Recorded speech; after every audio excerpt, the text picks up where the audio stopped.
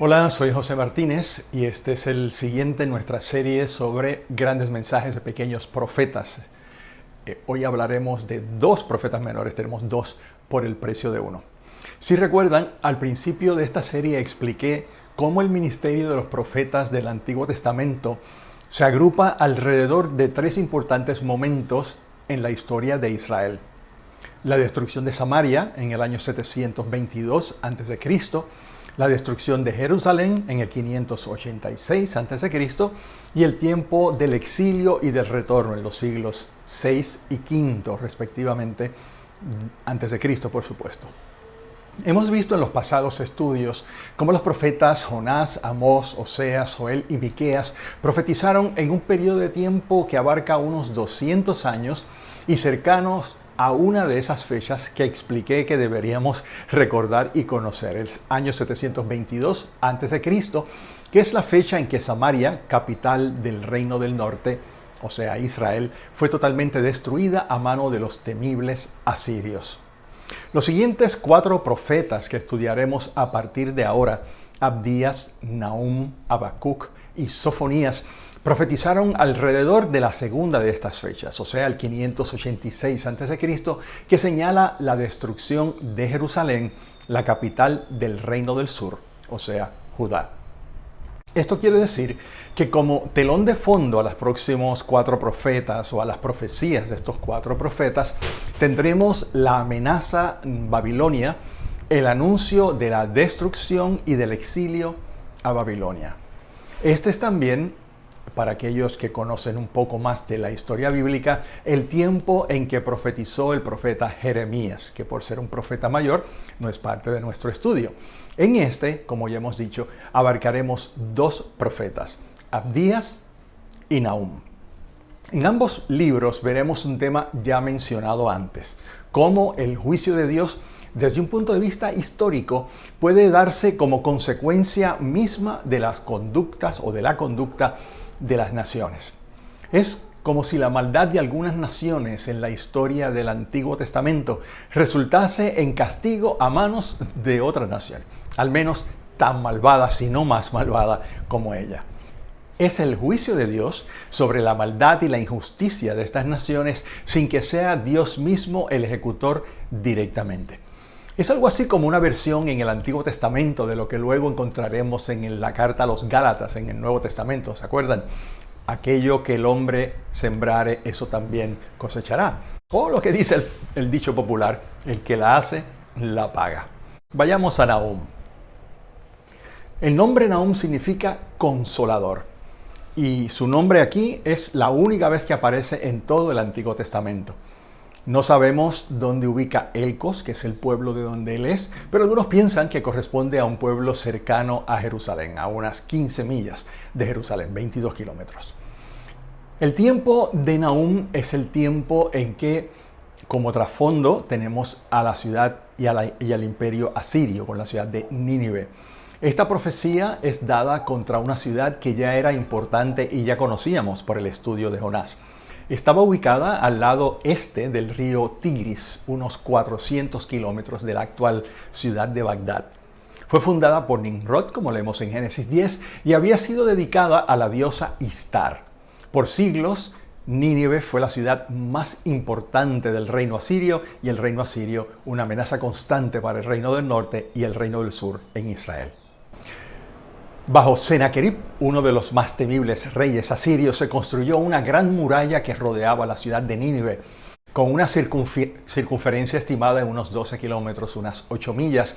Se dice que esta muralla era suficientemente ancha como para que 3 carros tirados por caballos pudieran correr o transitar por ella uno al lado del otro. Era una gran muralla.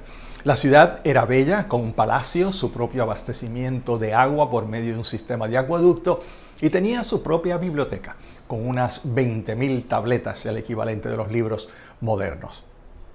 Aunque es imposible reconstruir con lujo de detalle y exactitud el trasfondo histórico del libro de Nahum, no sería desacertado proponer que fue escrito alrededor del año 615 a.C. Esto es así porque debió haber sido escrito después de la destrucción de Tebas en el año 661 a.C. y como se menciona en el libro de Nahum capítulo 3, pero antes del año 612, en que Nínive fue destruida por los babilonios y los medos. En este ataque, la destrucción de la capital asiria fue total, a mano de los babilonios y de los medos, como acabo de decir. La nación que antes había sido el instrumento del juicio divino sobre Israel, pagaba ahora por sus propias injusticias y crueldades. Con esta terrible derrota, no solo Asiria dejó de ser una amenaza, sino que sus ruinas pasaron desapercibidas por siglos, entiéndase las ruinas de Nínive, hasta ser redescubiertas en el año 1842. El libro de Nahum posee unas grandes cualidades literarias. Fue escrito mayormente en verso y sus descripciones, como veremos un poco más adelante, son poderosas. A Nahum se le considera un maestro en el uso del estilo hebreo de escritura. El libro consiste básicamente en una dramática descripción profética del sitio contra la ciudad de Nínive y de la subsiguiente guerra y destrucción de la ciudad. Aquí Nínive es presentada como un león y una prostituta, coincidiendo con la identificación que se hacía de la diosa Istar, diosa patrona, digamos, de Nínive, con la guerra y con el amor. El mensaje de este libro es un mensaje imprecatorio, de juicio, de castigo. Primero, se habla del juicio contra los pecadores en general en el capítulo 1, aunque esta vez no se habla del pecado de Judá, para variar. Esta es una de las razones que se usa para pensar que fue escrito en un tiempo de bonanza espiritual en el Reino del Sur. ¿Quién sabe? Quizás durante la reforma conocida del rey Josías en el año 622 a.C. Luego se anuncia que ha llegado el momento para Dios de hacer justicia contra la crueldad asiria. Esto en los capítulos 2 y 3. Los asirios en general y el rey Asurbanipal en particular, el rey de entonces, eran conocidos por su crueldad. Cosas como arrancar a los reyes enemigos sus labios y extremidades o hacer festejos frente a la cabeza del depuesto rey eran comunes. Se jactaban esos documentos de que el espacio, y esta es una cita textual, el espacio era poco para acomodar los cuerpos de sus enemigos, o de que hacían pirámides con las cabezas de los enemigos vencidos, o incluso que cubrían pilares con las pieles de sus enemigos derrotados. Palestina había sido varias veces el foco de los ataques de los reyes asirios. Y menciono algunos reyes para aquellos que conocen un poco de la historia del Antiguo Testamento. Salmaneser II, Tiglat-Pileser III, Salmaneser IV, Sargón, que resultará muy conocido para algunos, Sennacherib, Esardón y por supuesto Asurbanipal en el año 620.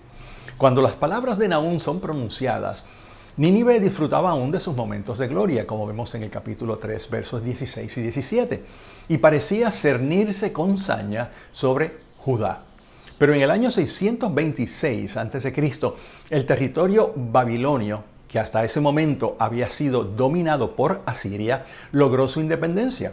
Babilonia se alió con los medos y 14 años más tarde fueron contra los asirios. Esta combinación del imperio babilonio-medo serán importantes más adelante. La victoria sobre Nínive vino tras un importante y cruel sitio.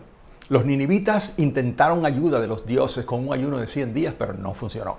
La noche antes de que la ciudad fuera tomada, la población se dedicó a orgías y borracheras siguiendo el ejemplo de su rey. Para hacer más dramática esta derrota terrible de los asirios en la ciudad de Babilonia, ese día el río Tigris se desbordó, rompiendo la muralla, el rey se quemó a sí mismo y la ciudad fue despojada. Simplemente algo terrible, terrífico.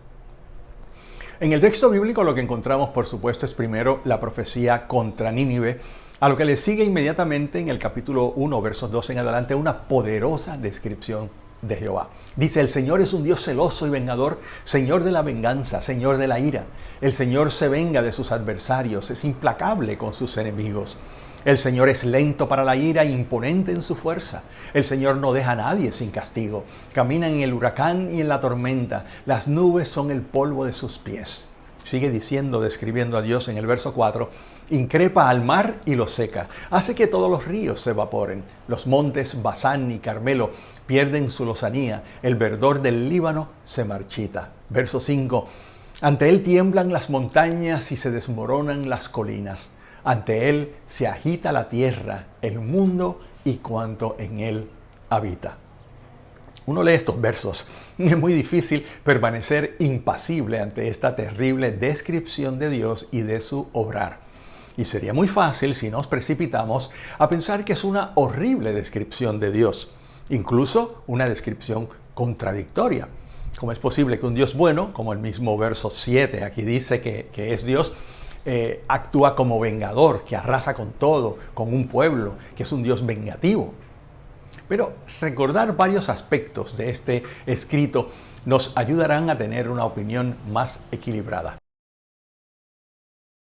Primero, estamos en el campo de la poesía, donde las imágenes son necesarias no solo para transmitir información, sino para crear impresiones emocionales, para tocar el corazón. Segundo, el contexto histórico. Recordemos la crueldad del pueblo asirio que ya describimos. Y tercero, el concepto de la justicia.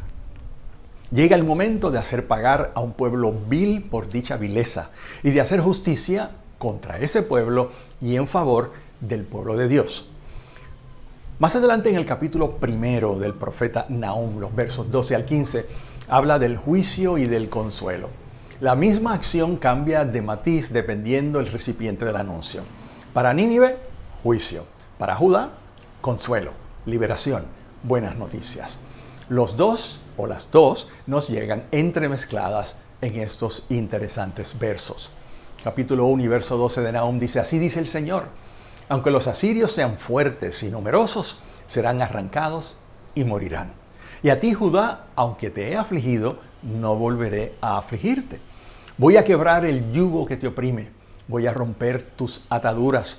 Pero acerca de ti, Nínive, el Señor ha decretado, no tendrás más hijos que perpetúen tu nombre.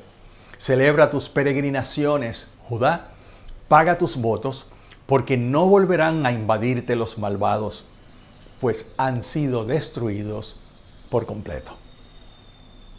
En el capítulo 2 vemos ya directamente esta profecía contra Nínive, con una visión profética y una pasión poética difícil de describir. Nahum describe vívidamente lo que ocurrirá.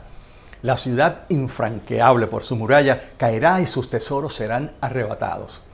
No evita el profeta una nota irónica de burla al referirse repetidamente a la leona. Recuerdan, el león era el símbolo de la diosa Istar, protectora de Nínive, que nada ha podido hacer ante el juicio decretado por Dios. Ahora, ella, la ciudad, y podríamos decir quizás la misma diosa Istar, es la víctima. En el capítulo 2 y verso 8 leemos así: Nínive es como un estanque roto. Saqueen la plata, saqueen el oro.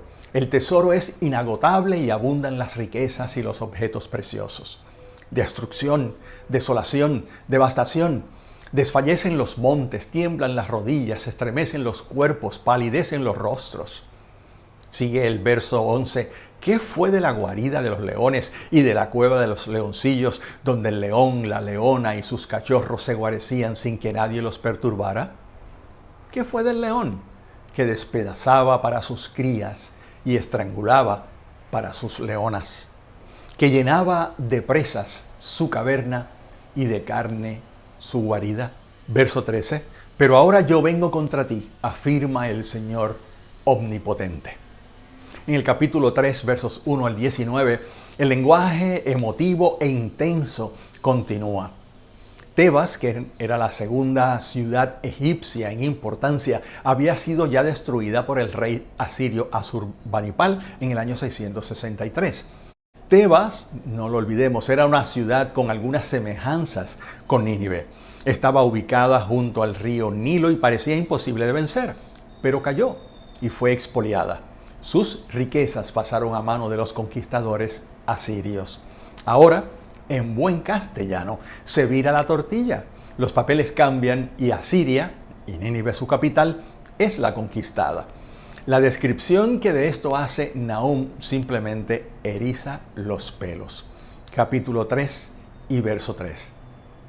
Ay de la ciudad sedienta de sangre, repleta de mentira, insaciable en su rapiña, aferrada a la presa. Se oye el chasquido de los látigos, el estrépito de las ruedas, el galopar de los caballos, el chirrido de los carros, la carga de la caballería, el fulgor de las espadas, el centellear de las lanzas, la multitud de muertos, los cuerpos amontonados, los cadáveres por doquier, en los que todos tropiezan. Y todo por las muchas prostituciones de esa ramera de encantos salameros, de esa maestra de la seducción. Engañó a los pueblos con sus fornicaciones y a los clanes con sus embrujos. Sigue diciendo el profeta, Dios, hablando a través de él, aquí estoy contra ti, afirma el Señor Todopoderoso. Verso 7 sigue diciendo, todos los que te vean huirán de ti y dirán, Nínive ha sido devastada. ¿Quién hará duelo por ella? ¿Dónde hallaré quien la consuele? Palabras poderosas, poéticas, fuertes, con las que termina el libro del profeta Nahum. Cuando llegamos al profeta Abdías, lo primero que vemos es que su nombre significa siervo de Jehová y que era un nombre bastante común. Pero nuevamente tenemos a un profeta al que conocemos solo por nombre y de cuya vida desconocemos los detalles. En el Antiguo Testamento muchas personas tenían ese nombre y no estamos seguros de cuál de todos los mencionados era el profeta Abdías, excepto por la mención misma del libro que lleva su nombre. Abdías, otra figura anónima, aun siendo un señalado hombre de Dios. Lo mismo pasa con la fecha del libro. Se le ha fechado desde el siglo IX hasta el siglo V a.C. Alguna información que podemos conseguir al analizar el contenido del libro y de las circunstancias descritas por el autor, sin embargo, nos pueden ayudar a ubicarlo. Por el contexto del libro sabemos que Jerusalén ha sido recientemente vencida o al menos humillada.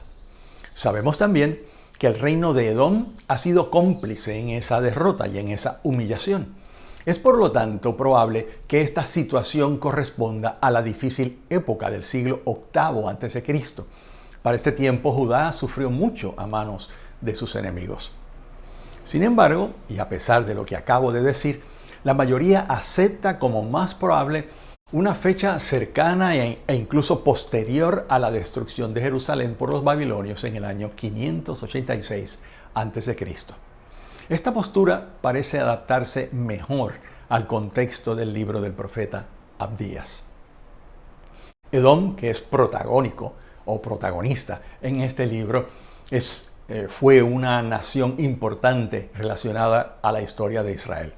La ubicación geográfica y la topografía de la región daban o dieron a Edom un falso sentido de imbatibilidad. Sus profundos cañones y sus construcciones y fortalezas a más de 300 metros, 400 y tantos pies de altura, le hacían parecer inexpugnable. Aunque es probable que la actual Petra, que la capital de esa nación, haya sido construida después de escrito el libro de Abdías, su arquitectura muy bien pudiera reflejar algo de la fortaleza de esa nación. La ciudad propiamente había sido excavada en la roca caliza y aquellos que han visto fotos o han estado allí personalmente han quedado impresionados por todo lo que puede verse en esos cañones y en esas construcciones. Para entender mejor este breve libro, tenemos que repasar un poco de historia bíblica, especialmente en la relación entre Edom y el pueblo de Israel. Edom fue una de esas naciones vecinas de Israel con las que siempre hubo conflicto. Esta rivalidad comenzó cuando, en su viaje a la tierra prometida, al pueblo de Israel recién salido de Egipto y conducido por Moisés, Edom les impidió pasar por su tierra, aun cuando el pueblo se ofreció a pagar por los alimentos y por el agua. Desde entonces, la rivalidad fue constante. Luego del tiempo descrito por Abdías, específicamente en el siglo VI a.C., los edomitas fueron echados de su territorio por los nabateos y se establecieron en un territorio que anteriormente pertenecía a Judá en el sur de Palestina. Los edomitas no desaparecen totalmente del panorama bíblico, sin embargo. En el Nuevo Testamento, y esto será algún detalle interesante para muchos, en el Nuevo Testamento permanecen como los idumeos, de quien la familia de Herodes es probablemente el personaje más conocido de los estudiantes del Nuevo Testamento. Y pareciera como si la rivalidad sigue patente, ahora encarnada en tan odiado líder. Hoy en día el territorio edomita lo conocemos como el estado de Jordania y puede verse al otro lado del Mar Muerto, como habrán constatado aquellos que hayan tenido el privilegio de visitar esta parte de la tierra de Israel. Con solo 21 versos, el libro de Abdías es el libro más breve del Antiguo Testamento, y en ellos se narra cómo Edom, esta nación de la que hemos hablado, había disfrutado con la derrota de Israel a manos de Babilonia, y disfrutado de manera cruel, podemos añadir. Edom se alegró y también se benefició, aprovechando el momento, participando en el despojo de Jerusalén. Incluso se nos dice que aprovechó la ocasión para matar a los que huían y ocupar parte del territorio dejado atrás por la nación que se muda cautiva a Babilonia. Jehová, conocedor de lo sucedido y juez justo, actuará con su juicio anunciado por Abdías. Dentro de la brevedad del libro, llama la atención el elemento de la esperanza que tantas veces hemos encontrado ya en otros de los profetas menores. Se detalla el retorno del pueblo, la reconquista del territorio y sobre todo la instauración de lo que ya hemos hablado antes, del reino de Dios. Abdías, por supuesto, no es el único en profetizar juicio contra Edom. También lo hicieron Amós, Jeremías y Ezequiel. Cuando miramos el texto bíblico, lo primero que nos encontramos es con esta visión de Abdías. Esto dice el Señor Yahvé a Edom. Hemos oído un mensaje de parte de Yahvé, oh Jehová, un embajador ha sido enviado a las naciones, arriba desencadenemos la guerra contra él. Se mencionan las razones para el castigo a Edom. Número 1, la soberbia, el orgullo. La ubicación geográfica a la que ya hicimos alusión y la topografía de la región daban a Edom un falso sentido de ser invencibles. Miren cómo dice el verso 2. Mira, te he hecho el más insignificante de los pueblos, el más despreciable. La soberbia de tu corazón te ha engañado, a ti que habitas en las grietas de la roca, que pones tu morada en las alturas y dices para ti, ¿quién me hará caer por tierra? Aunque te remontes como el águila, sigue diciendo Dios a través del profeta, y anides entre las estrellas, de allí te abatiré yo, oráculo de Jehová. La razón número 2 la encontramos en los versos 10 al 14, y es la alegría con y la participación en la destrucción de Jerusalén. Notemos por un momento, cuando leemos estos versos, la progresión del involucramiento de los edomitas en la desgracia judía. Es como si fuéramos escalando una montaña de desgracia o de odio.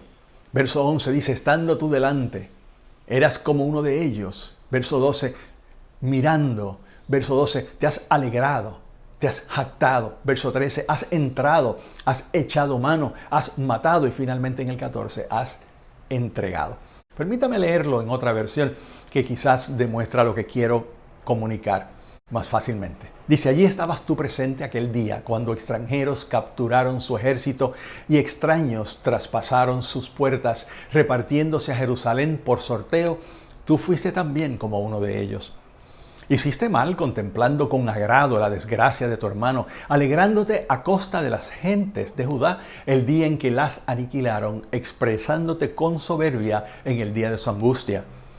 Hiciste mal traspasando la puerta de mi pueblo el día de su ruina, contemplando satisfecho su desgracia el día de su desastre, apropiándote de sus riquezas el día de su calamidad. Hiciste mal apostándote en todas las encrucijadas para matar a sus fugitivos y entregar a los supervivientes el día de la angustia. ¿No les parece sorprendente? El camino del pecado, que puede ser tanto una realidad nacional como individual, pareciera muy bien reflejarse en esta escalada de maldad. Pero también en estos versos me resulta inevitable ver el progreso o el proceso por el cual las naciones se ensañan unas contra otras por motivos egoístas o nacionalistas. Pero de la misma manera puedo apreciar una representación que no me parece coincidental, de la actitud individual, la tuya y la mía, a veces cuando por rencor participamos de la venganza. Vemos cómo poco a poco sentimientos interiores de amargura y odio se van materializando en hostilidad y en venganza. Los versos 15 al 21 del libro de Abdías describen el día de Dios, día de juicio y día de bendición que aparece aquí nuevamente. Además, ahora también se hace más evidente que ese juicio de Dios ha estado en germen en las propias acciones de las naciones. Dicho de otra manera, y me parece que esto es un punto importante y que quizás ya reseñamos anteriormente, las malas acciones de estas naciones mencionadas en los libros de los profetas menores tienen en sí mismas unas consecuencias inevitables y podríamos decir, puesto entre comillas, naturales, que constituyen también el juicio divino. Al inicio del estudio de hoy dije que veríamos en las profecías de Nahum y de Abdías ejemplos del juicio de Dios sobre la maldad y la injusticia de algunas naciones. Y dije también que esto sería algo así como una versión en el Antiguo Testamento de lo que encontramos en Gálatas. Lo que el ser humano siembre, eso segará. O lo que dice el dicho popular, el que la hace, la paga. Claro está que alguien podría preguntar, ¿estamos viendo en estos casos el juicio de Dios o las consecuencias de la conducta de esas naciones impías? Y yo pregunto, ¿por qué no las dos? El orden de la naturaleza, tal y como ha sido creado por Dios, tiene sus propios, le llamaríamos, sistemas de control.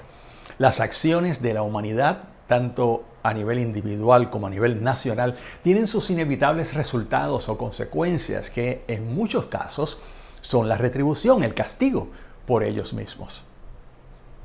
Por supuesto, debo añadir, esto no nos debe llevar a emitir juicios sin la evidencia necesaria ni adjudicar la voluntad de Dios al castigo sobre pueblos cuya historia no conocemos bien. Pero sí nos puede animar a confiar en que tarde o temprano el juicio de Dios se encargará de castigar la maldad. Y esto definitivamente es importante y va conforme al carácter de Dios. Finalmente, la profecía de Abdías termina con la ya familiar nota de esperanza. Pero en el monte Sión, escribe el profeta, sobrevivirá un resto que será santo y la casa de Jehová recobrará sus posesiones. Y es que cuando todo llegue a su fin, como ya vimos en Miqueas y vemos en Apocalipsis, la justicia de Dios al fin triunfará. Que Dios te bendiga y será hasta la próxima semana.